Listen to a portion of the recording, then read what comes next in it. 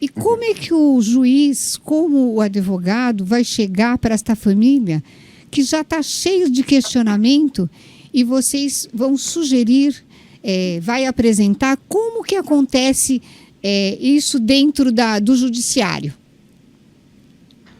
Olha, eu vejo que essa caminhada na constelação, como constelador, não é necessariamente para ter uma profissão de constelador. Ela serve para qualquer profissão. É uma postura de como lidar com as pessoas, de como ajudar, né? Principalmente nesse tema da ajuda. É muito rico o aprendizado como constelador e serve para qualquer atividade, porque trata-se justamente de se colocar como pequeno, perto de alguém que chega com toda uma história, né? Com toda uma questão, um drama antigo, às vezes, ela já sabe muito, ela sabe mais do que ela pensa que sabe, na verdade, né? A alma dela sabe muito mais, tem os antepassados dela, que são recursos para ela. Ao mesmo tempo, os pais, muitas vezes, são... ela vê como o problema dela, né? A família de origem, mas é da família que vem os recursos, o potencial dela.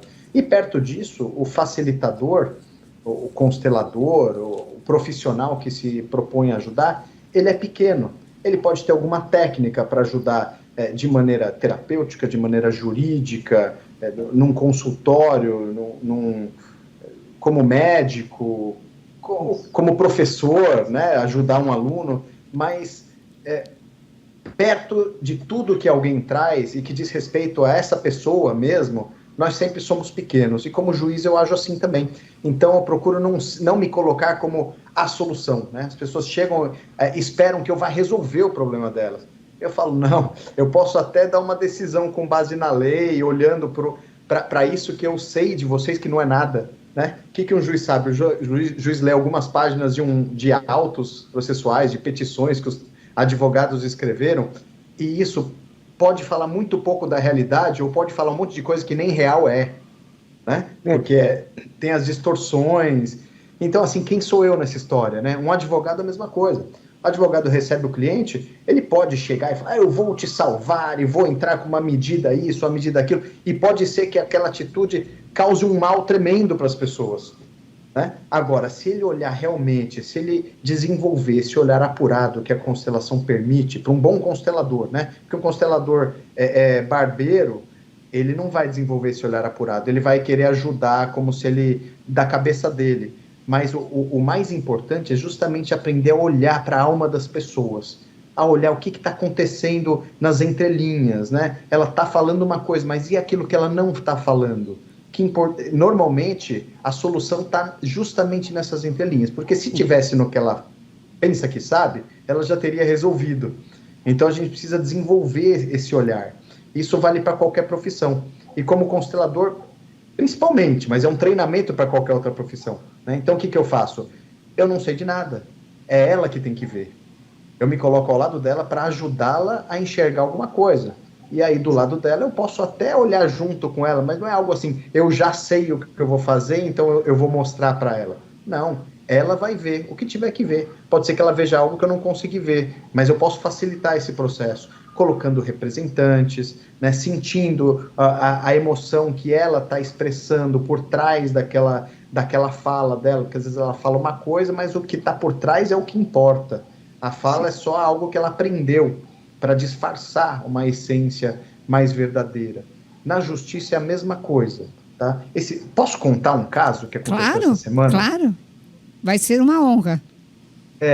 Foi interessante, porque a mãe de uma criança entrou com uma ação contra o pai dessa criança pedindo uma indenização por abandono afetivo, por danos causados pelo abandono desse pai. Porque ele tinha outra família, cuidava dos outros filhos, e a filha se ressentia, ou a mãe, a filha que era a titular da ação, mas era a mãe que entrou com a ação, né? Dizendo que era a filha. E eu percebi que, na verdade, era essa mãe que se ressentia pela separação. Ela não aceitava. A dor era dela. A dor era dela. E o homem tinha ido morar em outro lugar, e é claro que a filha sentia falta, mas por trás dessa ação, que pedia uma indenização alta, pedia um valor bem elevado, assim, de indenização por ter abandonado, olha que grave, né? Que acusação grave. Por trás disso tinha uma mensagem muito simples, que era, eu não queria que você tivesse ido embora. eu sinto a sua falta. Era uma declaração de amor. A ação judicial era uma declaração de amor. Mas quando eu abri a audiência, o advogado do homem, ele já chegou tomando a frente, falando, não, nós não vamos fazer acordo, porque isso, porque aquilo. Aí o advogado da mulher, então vamos para a instrução e ouvir testemunhas, aquela postura do advogado, né? Aí eu falei, não, peraí, gente, peraí. Nós estamos falando aqui, é algo muito humano. E o essencial aqui não é nada disso que está sendo dito. O essencial, e é importante, e eu vou dar valor para esse essencial, porque eu estou percebendo aqui no olhar dessas pessoas, dos seres humanos, o homem e a mulher ali, né? E eu comecei a pedir licença para os advogados para conversar diretamente com as pessoas, e aí eles foram confirmando essas minhas percepções do amor que tinha envolvido, né, da falta que a mãe sentia e que a filha sentia, da inconformidade por não ter dado certo o relacionamento, por ele estar longe, com outra família. E eu comecei a trazer isso à tona, né? Aí lá pelas tantas, nós chegamos num ponto de que as pessoas, parece que havia um consenso de que a menina devia morar com o pai. A mãe queria isso. E dizia que a filha queria também. E aí eu perguntei pro pai. O pai falou, eu quero que ela venha morar comigo, junto com os irmãos, né, por parte de pai. Então eu falei, poxa, que maravilha, se resolveu a ação sem nada do que foi dito na petição, né, sem indenização, era uma distorção aqui. Era uma guerra, né? Na verdade era uma guerra ali. Era um faz de conta, né, era uma maquiagem para algo que não era a realidade. Ânimos alterados, né? Ânimos alterados. Mas você